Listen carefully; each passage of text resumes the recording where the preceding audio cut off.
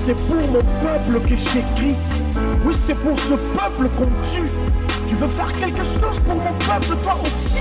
Là, tu n'as pas de choix. Parce que sans toi, rien de ce que je fais ne suffit. Oui, c'est pour ce peuple qui prie. Pour ce peuple, je m'écris. Ils savent le faire, ils savent, et ils veulent gagner de l'argent. Vous leur permettez de gagner de l'argent, c'est leur job, ils savent le faire. Donc, si vous créez les bonnes conditions, on le faire. Alors, comment est-ce qu'on finance des choses comme celle-là? Comment vous financez le chemin de fer? Comment vous financez les autoroutes? C'est par le partenariat public-privé ou bien par le BOT. C'est au Cameroun que j'ai entendu un gouvernement dire qu'il va construire l'autoroute Douala-Yaoundé. Plus personne ne fait ça aujourd'hui. C'est dépassé. Vous dites, je veux une autoroute. Voilà, Yaoundé. Même si vous faites des études, vous dites, ça coûte tant. Vous cherchez un partenaire qui construit et qui prend en concession sur 30 ans. J'ai discuté longuement avec l'ambassadeur du Maroc à Yaoundé. Parce que je lui ai dit, mais en fait, je suis fasciné. Votre pays, il y a une quinzaine d'années, c'était pas terrible. Mais là, vous êtes en train de jouer aujourd'hui pratiquement le rôle que la France jouait dans nos pays. C'est-à-dire que vous êtes votre niveau de développement. Et il m'a dit oui. Il dit, je ne comprends pas ce qu'il y a chez vous. Il dit, les autoroutes que vous voyez là, il n'y a rien que nous payons. Il dit, les gens financent. Et puis ils gèrent, ils retirent leur argent. Pendant ce temps, la population marocaine est à l'aise. Quel est notre problème? Ils gèrent 30 ans, ils gèrent 50 ans lorsqu'il s'agit d'investissement dans certains niveaux. On peut aller même jusqu'à 50 ans.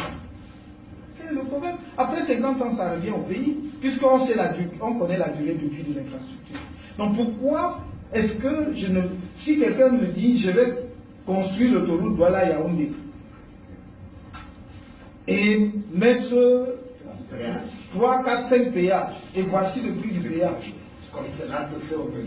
Voilà, partout. Donc je vérifie simplement qu'il ne faut pas... D'ailleurs, lui-même n'a pas intérêt à ce que les prix soient prohibitifs, puisque si c'est prohibitif, c'est trop cher, les automobilistes ne vont pas emprunter. Donc, c'est étudié. Tout ce que vous avez vu, ce qui se passe en Côte d'Ivoire, le deuxième, le troisième moment, faire 2, 3 mouvements, ce n'est pas le gouvernement ivoirien. C'est oui. Donc, il faut qu'on cesse de nous...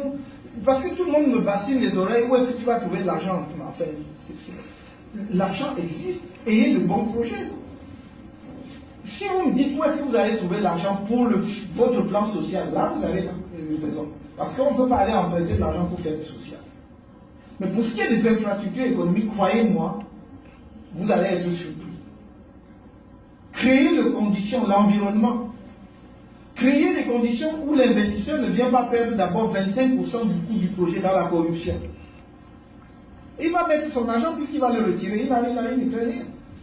Avec les bénéfices. Maintenant, si vous me dites comment vous financez le programme social, c'est là que je vous dis, oui, comment je finance? Moi, je finance mon programme social d'abord par la réduction du train de vie de l'État. J'ai été au gouvernement et je peux vous dire effectivement qu'il y a des dépenses qui défient le bon sens. Vous ne pouvez pas, je peux le dire d'autant plus à l'aise que je marche encore dans mon véhicule que j'ai acheté d'occasion en 2005. Pendant tout ce que j'étais au gouvernement, je suis là-dedans, je pas un problème. Mais je ne comprends pas au nom de quoi on achète un véhicule de 80 millions à un ministre. Pourquoi? Dans un pays sous-développé, jusqu'à présent, je n'ai pas encore compris la raison. Vous, les hommes d'affaires, si vous achetez un avion, ce n'est pas mon problème, c'est votre argent que vous avez gagné. Mais quand c'est l'État, je ne comprends pas pourquoi on achète un véhicule de 80 millions. Pourquoi un chargé de mission à la présidence voyage en première? Tout le monde sait que voilà, Yaoundé, Paris, c'est 6 millions plus en première. Même pas en business, première. Pourquoi? Alors que je connais des ministres des pays européens qui voyagent en éco. Place éco. Donc nous avons un problème. Pourquoi est-ce qu'on donne 4 millions, 10 millions de carburant chaque mois à quelqu'un? Pourquoi il fait quoi? Il cultive quoi? Donc, je vous décris là juste quelques rubriques sur lesquelles je peux faire suffisamment d'économies. C'est des milliards. C'est des milliards par an. Et je ne vous parle même pas des commissions internes de l'administration où un fonctionnaire qui a son salaire mensuel ensuite, qui va siéger dans une commission de la même administration est payé comme cela. Donc, on peut multiplier. Donc il y a de quoi, il y a des sources internes dans le budget actuel de l'État. Le Cameroun est un pays extrêmement riche, croyez-moi. Mal géré, mais très riche. Donc, il y a des sources de financement d'un programme social au Cameroun sans aller s'endetter pour faire un programme social. Donc, je vous ai donc répondu. Je finance mon programme social prioritairement par les économies sur le train de vie de l'État, subsidiairement par la fiscalité. Parce que si je vais, par exemple, faire ce que j'ai appelé la grande taxe sociale et de solidarité pour faire la sécurité sociale, il y aura un prélèvement fiscal, ce sera une solidarité. Mais pour le reste, c'est d'abord l'effort sur le train de vie de l'État.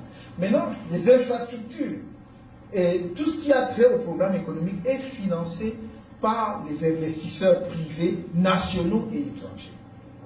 Nationaux et étrangers. Je suis sûr que si vous avez des facilités d'investissement, vous investirez davantage. Et que quelquefois, on va construire une deuxième ou une troisième villa au village parce qu'on ne sait pas, parce que bon, au lieu que machin, je préfère même aller mettre ça là-bas. On va créer l'environnement pour que vous gagnez de l'argent. Moi, je veux que vous gagnez de l'argent, mais ce que je veux en retour, c'est que vous créez des emplois. Ça, c'est ma première priorité, parce que je ne veux pas des chômeurs. Vraiment, je ne veux pas que les gens que vous créez des emplois et que vous participiez à l'effort global de développement, notamment en termes de sécurité sociale. Quelle est la place de Kribi? La place de Kribi, je ne veux pas changer fondamentalement par rapport à ce que l'État est en train de faire de Kribi. Je ne suis pas partisan des politiques de table rase. On vient, on fait comme si tout ce que les autres avaient fait était mauvais. Je pense que le projet, si n'était d'ailleurs pas mal conduit, le projet de complexe industrialo-portuaire à Kribi n'était pas mal pensé, c'était pas un mauvais projet.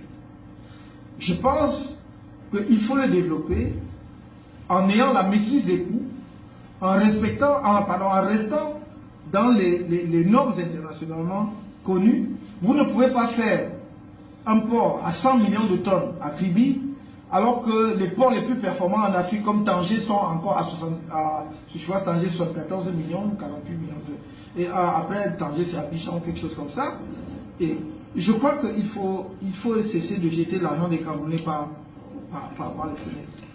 Mais sinon, le projet, l'ambition de Kribi est un bon projet. Maintenant, je crois qu'il ne faut pas que Kribi soit conçu sans penser justement à une des filières industrielles que j'ai identifiées tout à l'heure, au tourisme. C'est-à-dire comment est-ce qu'on préserve la partie de Kribi et les zones environnantes qui doivent être destinées au tourisme, pour qu'on ne mélange pas port et station balnéaire, ça jure. Voilà. Donc, il faut effectivement que nous ayons ça à l'esprit. Et ça aussi, parce que les gens vont vous demander, je vous assure que si nous créons les conditions, c'est pas, nous aurons simplement l'embarras des choix pour les investisseurs étrangers qui peuvent venir développer des complexes balnéaires au Cameroun.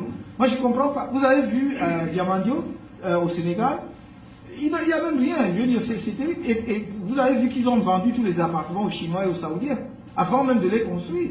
Et vous croyez qu'on ne peut pas faire ça au Cameroun, avec les codes que nous avons? Donc, moi, je dis, Kribi, il faut poursuivre, mais il faut maîtriser justement le développement de Kribi pour que ça n'empiète pas et que ça ne détruise pas les zones de plage que nous devons affecter effectivement au développement de Kribi.